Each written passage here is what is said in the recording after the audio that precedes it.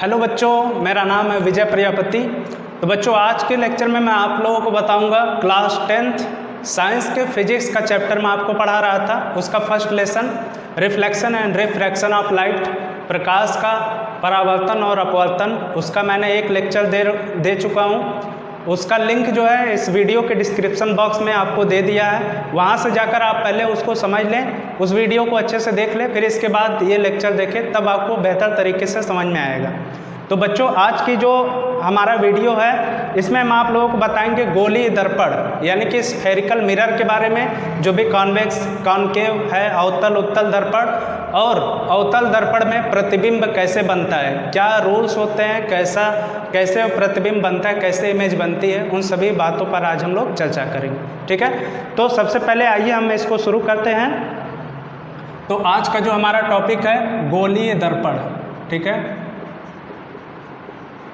गोलीय दर्पण यानी कि इसको इंग्लिश में क्या कहते हैं, स्फेरिकल मिरर। ठीक है, स्फेरिकल मिरर। तो अब ये स्फेरिकल मिरर क्या होता है कि कोई भी एक गोला सा ऐसा कांच यानी कि मिरर, ठीक है ना, इसके क्या हो, एक साइड जो है, एक साइड किसी एक साइड सिल्वर कलर के या फिर ब्लैक कलर से क्या हो, कलर्ड हो, मतलब इसको रंग दिया गया हो जिससे इसमें जो लाइट पड़ेगी वो बाहर की तरफ ना जाए। ठीक है ना, तो ये होता है स्फेरिकल मिरर। अब इस मिरर के 2 टाइप्स होते हैं। टाइप्स इसके देखेंगे हम लोग।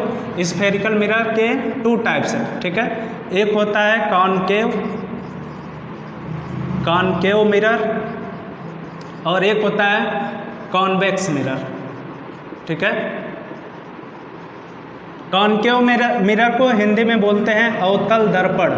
ठीक है, अवतल दर्पण।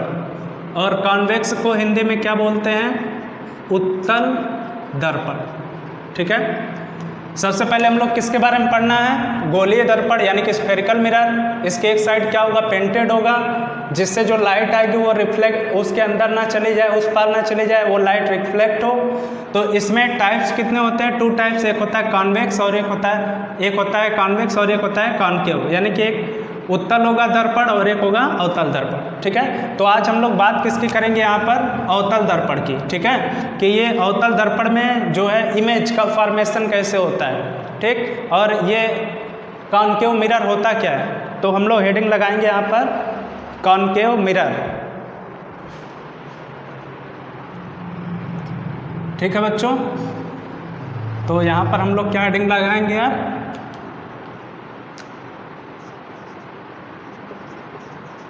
Concave mirror. ठीक, यानी कि अवतल दर्पण। ठीक है, तो अवतल दर्पण क्या होता है, स्फेरिकल मिरर का मैंने अभी बताया आप लोगों को कि उसी का एक पार्ट होता है कॉनकेव मिरर। इसमें क्या होता है कि ये उसी गोले का, देखिए ये जो अभी मैंने आपको गोलीय दर्पण बताया था यहाँ पर ऐसे स्फेरिकल टाइप में। ठीक है, यहाँ पर एक साइड ये पेंटेड होता है, तो इसी का पार्ट होता है, इसी का छोटा सा पार्ट होता है ये कॉनकेव मिरर। ठीक है, तो यहाँ पे मैं बना दे रहा हूँ कॉनकेव मिरर को। ठीक, इसके अंदर हम लोग क्या देखेंगे, अब इसको हम इरेज कर देते हैं। इसके अंदर जो है ये अंदर की ओर धंसा हुआ होता है और इसके बाहर जो है ये पेंट किया होता है। ठीक है, सिल्वर या ब्लैक कलर से इसको पेंट कर दिया जाता है। ठीक है, तो ज़्यादातर बच्चों को ये कन्फ्यूजन रहती है कि कौन सा कॉनकेव मिरर है, कौन सा कॉन्वेक्स। ठीक है, तो ये कन्फ्यूजन आपको अभी दूर हो जाएगी। केव मतलब क्या होता है, केव में ये अंदर की ओर क्या होगा, प्लेन होगा। ठीक है, केव मतलब ऐसे गुफा होती है, गुफा क्या होती है, अंदर होती है। तो जब भी हम लोग इस पर क्या करेंगे कि जब भी इस पर लाइट आएगी वो कहाँ आएगी, अंदर की तरफ आएगी। ठीक है, कहाँ आएगी, अंदर की तरफ। तो यानी कि ये जो मिरर है ये कौन सा है, कॉनकेव मिरर। इसका ठीक उल्टा हम लोग क्या कर देंगे, कॉन्वेक्स मिरर। ठीक है, उसमें ये पेंटेड किधर हो जाएगा, अंदर साइड, और ये जो सरफेस है इस पर आएगी लाइट। ठीक है, तो कॉनकेव यानी कि अवतल दर्पण जो होता है वो अंदर की तरफ क्या होता है, पतला होता है। ठीक, और कॉन्वेक्स यानी कि उत्तल दर्पण क्या होता है, बीच में जो है मोटा होता है और किनारों पर क्या होता है, पतला होता है। ठीक, वो तो मान लीजिए लेंस के भी टर्मिनोलॉजी में आएगा। तो फिर इसके बाद आइए देखते हैं तो ये हो गया आपका कॉनकेव मिरर, ठीक है। तो बच्चों अब हम लोग देखेंगे इसमें जो है इस स्फेरिकल मिरर में वो चाहे कॉनकेव हो या कॉन्वेक्स हो, अवतल हो या फिर उत्तल हो, उस पर जो इमेज बनेगा इस पर कुछ आप लोग पॉइंट देख रहे होंगे। अगर बुक होगी आपके पास तो यहाँ पर जैसे P लिखा होगा, यहाँ पर C लिखा है, यहाँ पर F लिखा है, तो इसका क्या मतलब हुआ, ठीक है। तो सबसे पहले हम इसमें जो इमेज के फॉर्मेशन में जितने भी टर्मिनोलॉजी मिलेगी, जितने भी शब्द हमें मिलेंगे बार बार सुनने के लिए, उनको हम लोग पहले जान लें, ठीक है। तो हेडिंग डालिए आप लोग,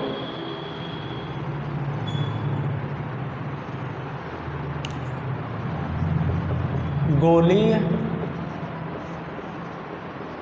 दर्पण से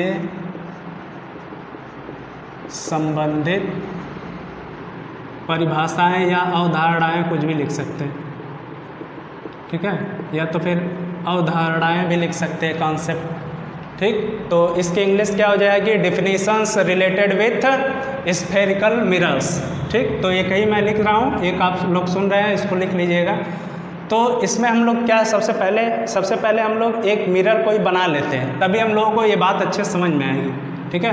तो यहाँ पर मैं क्या कर रहा हूँ कि कॉनकेव मिरर यानी कि अवतल दर्पण को बना ले रहा हूँ। तो अभी मैंने क्या बताया, पहले इसको बना लेते हैं, ठीक। ये क्या है, कॉनकेव मिरर यानी कि अवतल दर्पण। तो इस अवतल दर्पण ये हमें कहाँ से मिला है, अभी मैंने बताया ये हमें कहाँ से मिला, स्फेरिकल मिरर से, गोले वाले भाग से, ठीक है। अब इस स्फेरिकल को हम लोग बड़ा बनाते हैं यहाँ पे, ठीक। तो ये स्फेरिकल मिरर है और इसको हम कौन सा लेके चल रहे हैं, कॉनकेव वाला। तो कॉनकेव क्या है, इसका एक पार्ट है, ठीक है। तो इसका एक पार्ट है। अगर मान लीजिए ये स्फेरिकल रहा होता तो इसका बीच में एक सेंटर भी रहा होता, ठीक है। सिर्फ इतना पार्ट हम लोग लेकर चल रहे हैं इस मिरर में, इधर का पार्ट हम लोग नहीं चल रहे हैं, इसीलिए हम इसको क्या कर दे रहे हैं, इरेज कर दे रहे हैं, ठीक।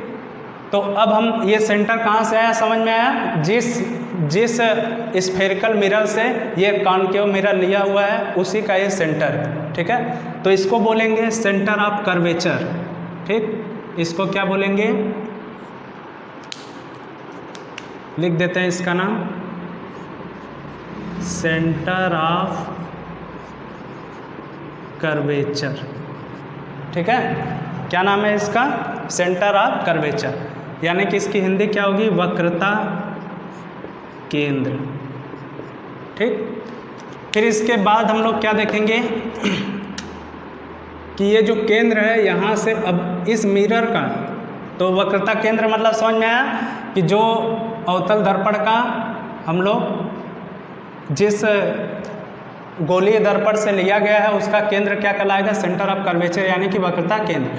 अब क्या करेंगे, इस मिरर का जो हम लोग लिए हुए हैं कॉनकेव मिरर, इसका जो मिडल पॉइंट होगा ये, ठीक है, इसको बोलेंगे पोल यानी कि ध्रुव, ठीक है, ध्रुव बोलेंगे, पोल। इसको किससे इंडिकेट करेंगे, P से, ठीक। तो यहाँ पे क्या हो गया, C हो गया और यहाँ पर क्या हो गया, P, पोल यानी कि ध्रुव हो गया। अब इन दोनों को हम लोग क्या करते हैं, आपस में मिला देते हैं, ठीक। एक लाइन क्या करेगी, इसको इस सेंटर ऑफ कर्वेचर को इस पोल से मिला दी और इस लाइन को क्या कहा जाएगा, इसको कहा जाएगा रेडियस ऑफ कर्वेचर यानी कि वक्रता त्रिज्या, ठीक है। इसको क्या बोलेंगे, वक्रता, यहाँ पे लिख रहे हैं इसको, इस लाइन को क्या कहेंगे, वक्रता त्रिज्या, ठीक है। यानी कि लाइन ऑफ कर्वेचर जो कि क्या करेगी, सेंटर ऑफ कर्वेचर को, वक्रता केंद्र को इस पोल से मिलाएगी, ठीक। तो ये दो पॉइंट हो गए। फिर इसके बाद क्या होगा कि इस सेंटर के बाद इस पोल से इन दोनों के ठीक बीचों बीच एक पॉइंट होता है जिसको हम लोग क्या बोलते हैं, फोकस, ठीक है। इसको क्या बोलेंगे, प्रिंसिपल फोकस या मुख्य फोकस, जो भी कुछ है। तो इसको हम लोग F से इंडिकेट करते हैं, ठीक। ये हमेशा याद रखना है कि ये सेंटर ऑफ कर्वेचर और पोल यानी कि वक्रता केंद्र और ध्रुव के ठीक बीचों बीच में क्या पाया जाता है, फोकस, ठीक है। अब इसके बाद ये फोकस से लेकर यहाँ से लेकर इस पोल के बीच की जो डिस्टेंस है यहाँ तक, यहाँ से यहाँ तक, ये डिस्टेंस कहलाएगी, इसको क्या बोलेंगे, फोकस दूरी, फोकस दूरी, या फिर इसी को इंग्लिश में फोकल लेंथ कहा जाता है। ठीक है, तो यहाँ पे कितने पॉइंट हुए, ये सभी हम लोगों को इमेज में सुनने को मिलेंगे। जब भी हम इमेज का फॉर्मेशन करेंगे तो ये सभी टर्मिनोलॉजी मिलेगी। तो वक्रता केंद्र हो गया, ठीक, फिर इसके बाद वक्रता त्रिज्या, फोकस हो गई, फिर इसके बाद क्या हो गया, इसका ध्रुव हो गया, दोनों मिरर के बीच का जो पॉइंट है। ठीक, फिर इसके बाद अगर इधर हम लोग देखेंगे, अब ये जो लाइन हम लोग बना रहे हैं, ये जो सेंटर ऑफ कर्वेचर से होते हुए पोल तक जा रही है, इसको बोलते हैं मेन एक्सिस। ठीक है, या प्रिंसिपल एक्सिस बोलते हैं। ठीक है, क्या बोलेंगे, प्रिंसिपल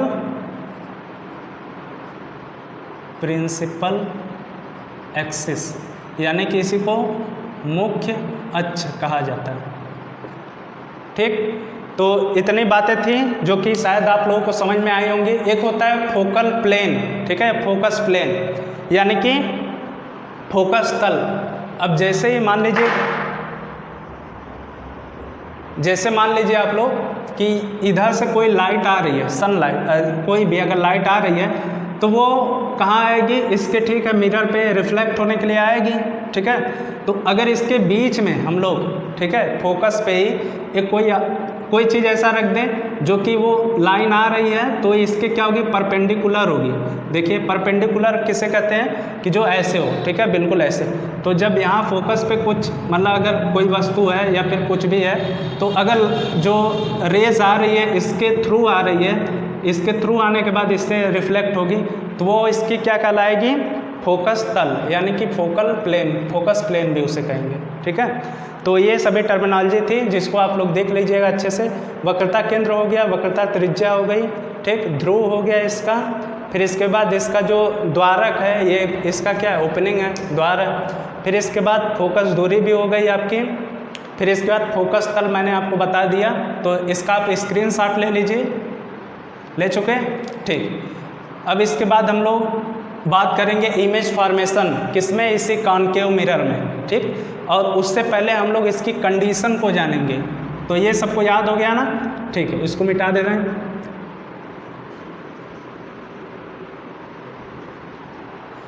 अब हम लोग देखेंगे कंडीशन कौन कौन सी होगी।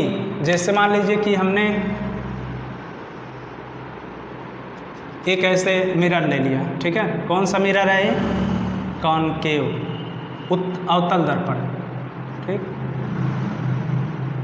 देखो बच्चों, आप लोगों को अगर एग्जाम में आप ऐसे बना देंगे ऐसे, ठीक है, तो ये भी तो मिरर हुआ, ये भी तो उस गोले का एक पार्ट है, तो ये आपको बहुत ज़्यादा सही नहीं इमेज बन पाएगी इस पर अगर आप लोग ड्रा करेंगे, ठीक है। तो आप लोग कैसे बनाएंगे, ऐसे सीधे बनाने के बाद थोड़ा सा किनारे पर ऐसे टर्न कर देंगे। ऐसा क्यों बोल रहा हूँ उसको समझिए। जैसे मान लीजिए यहाँ पर हमने क्या बनाया, अभी बताया, यहाँ पे P है, ये C है, ये F है, तो यहाँ से यहाँ का ही पार्ट हम लोग ले रहे हैं ना, तो जो कि क्या है, बिल्कुल सीधे की समान दिख रहा है, सीधे तरह, ठीक है। तो इसीलिए हम लोग थोड़ा सा इसको ऐसे बनाएंगे तो ज़्यादा बेटर होगा, ठीक। तो इसमें हम लोग कंडीशन क्या देखेंगे, तो कंडीशन हम लोग देखते हैं। सबसे पहले यहाँ पर हम लोग इसका C बना लेते हैं, सेंटर ऑफ कर्वेचर हो गया, फिर यहाँ पर इसका P है। देखिए, अगर आप लोगों को ये लेसन पढ़ना है, अगर ये सभी इमेज बनानी है, तो आप लोगों के पास पेंसिल, इरेजर और स्केल सभी चीज़ें लेकर बैठिएगा, तभी आप लोगों की इमेज जो है अच्छे से बन पाएगी। हम लोग ऐसे यहाँ पे रफली ड्रा कर रहे हैं, जिससे लाइन क्या हो रही है, थोड़ी टेढ़ी हो जा रही है, जिससे हम लोगों को बहुत अच्छा रिजल्ट नहीं मिलेगा। अगर आप लोग इसको स्केल से बनाएंगे तब आपको बहुत अच्छा रिजल्ट मिलेगा, ठीक है। तो इसमें हम लोग कुछ बातें हम लोगों को याद रखनी रहती है, ठीक है। यहाँ पर इसका क्या होगा, F होगा, इसके बीच, बिल्कुल बीचों बीच में।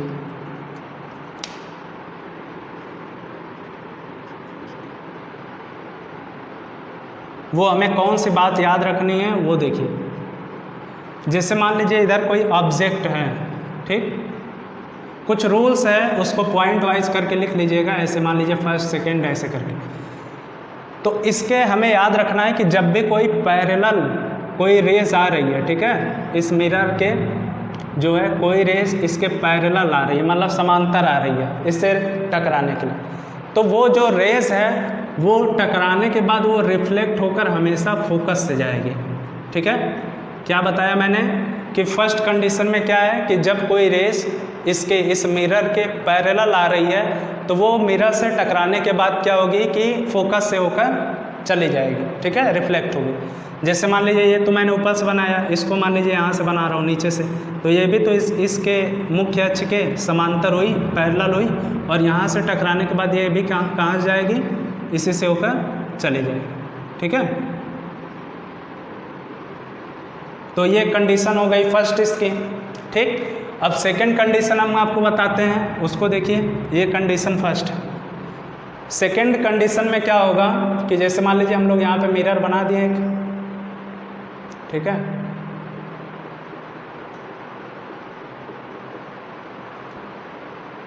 यहाँ पे इसका C हो गया, ये P है, इसके बीचों बीच F। ठीक, सेकंड कंडीशन में क्या होगा कि जैसे मान लीजिए कि कोई भी अगर रेस इसके फर्स्ट में मैंने बता दिया कि अगर समांतर आएगी तो फोकस से जाएगी, लेकिन अगर फोकस से ही आ रही है तो यहाँ फोकस से, इस फोकस से अगर आ रही है इस पे टकराने के लिए, रिफ्लेक्ट होने के लिए इस मिरर से, तब ये कहाँ से जाएगी, तब ये पैरेलल होकर जाएगी। ठीक है, ठीक इसका उल्टा है, ये समांतर आई थी तो फोकस से गई थी, और ये फोकस से आई तो फिर इसके समांतर चली जाएगी। ठीक है, तो इसी प्रकार जैसे मान लीजिए अगर नीचे से भी हो तो उसको ऐसे भी बना सकते हैं। यहाँ पर छोटा सा बना दे रहा हूँ। ठीक, ये C, ये F, ये P, फिर इसके बाद यहाँ से नीचे से मैंने लाया था, तो इसको अगर यहाँ से आ रही है फोकस से, तो ये क्या होगी, टकराने के बाद पैरेलल चली जाएगी। ठीक, ये तो हो गई सेकंड कंडीशन। अब थर्ड कंडीशन हमें क्या याद रखने वाली मेन चीज़ क्या है कि ये फर्स्ट और सेकंड हो गई, इसको हम इरेज कर देते हैं फर्स्ट वाली कंडीशन को। यहाँ पे इसमें हम लोग क्या देखेंगे कि जैसे मिरर है, कौन सा मिरर हम बता रहे हैं अभी, कॉनकेव। ठीक है, ये C है, इसका ये F है, ये P। ठीक, इसमें याद रखने वाली बात है, अगर कोई रेस, कोई किरण, ठीक है, वो सेंटर ऑफ कर्वेचर से होकर आएगी। ठीक, तो अगर ये मान लो कोई रेस है, ये सेंटर ऑफ कर्वेचर से होकर आ रही है, तो ये टकराएगी मिरर से। ठीक, और मान लो कि ये टकराई, तो टकराने के बाद ये रिफ्लेक्ट होगी ना, तो ये रिफ्लेक्ट होकर किधर आएगी, ये रिफ्लेक्ट होकर फिर से ये सेंटर ऑफ कर्वेचर से ही होकर जाएगी। ठीक, क्या समझ में आया कि सेंटर ऑफ कर्वेचर से अगर मिरर पे कोई टकराती है कोई किरण, तो टकराने के बाद फिर से वो सेंटर ऑफ कर्वेचर से ही, मतलब वक्रता केंद्र से ही होकर वापस चली जाएगी। ठीक, तो ये तीन कंडीशन थे जो कि शायद आपको समझ में आ गए होंगे। अब हम लोग देखेंगे इसका इमेज का फॉर्मेशन। ठीक है, तो इस पे इमेज कैसे बनता है।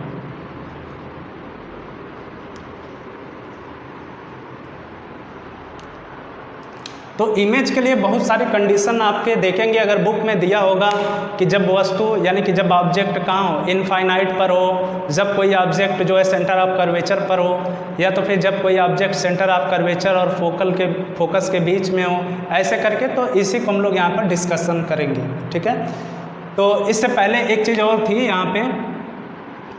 यहाँ पर फोकस और, ठीक है, फोकस और वक्रता त्रिज्या में संबंध।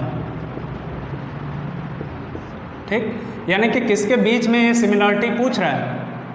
ठीक, तो ये फोकस के बीच में है और फिर वक्रता त्रिज्या के बीच में। ठीक है, और ये एग्जाम में आता भी है। तो हम लोग क्या जानते हैं, ये सीधे से मिरर खींचो कोई, ठीक, इसके पीछे पेंट करो, यहाँ पर P हो गया इसका, ये F है, और ये क्या है इसका C। ठीक है, और इसका जो वक्रता त्रिज्या यानी कि यहाँ से लेकर यहाँ तक जो डिस्टेंस है इसकी। ठीक, और फिर इसके बाद क्या देखेंगे हम लोग, तो यहाँ से लेकर यहाँ तक जो डिस्टेंस है इसको हम लोग R बोलते हैं। ठीक है, रेडियस ऑफ कर्वेचर। फिर इसके बाद ये F, इसके बीच में क्या हमें संबंध दिख रहा है, ये देखो सीधे सीधे से इसकी ये डबल है। ठीक है, फोकस की ये डबल है। तो हमें क्या यहाँ पर संबंध मिल रहा है, F equal to R by two. ठीक, स्मॉल लिखो कैपिटल लिखो कोई उससे नहीं, ठीक है। तो एफ इक्वल टू क्या है, आर बाई टू। ठीक, अगर स्मॉल सभी लोग हैं तो small F equal to R by two हो जाएगा। तो यानी कि देखो सीधी सी बात है कि ये जो फोकस है ये क्या है, इसकी बिल्कुल आधी है। अगर मान लो यहाँ से यहाँ तक की डिस्टेंस जो है 2 सेंटीमीटर है, तो यहाँ से यहाँ तक की डिस्टेंस टोटल ये आर कितना हो जाएगा, 4 सेंटीमीटर। ठीक है, तो ये भी 2 सेंटीमीटर होगा। तो आई होप कि अब समझ में आ गया होगा आप लोगों को। अब देखेंगे हम लोग अवतल दर्पण पे यानी कि कॉनकेव मिरर पर इमेज फॉर्मेशन। ठीक है, इमेज फॉर्मेशन ऑन, इसको इरेज कर देते हैं,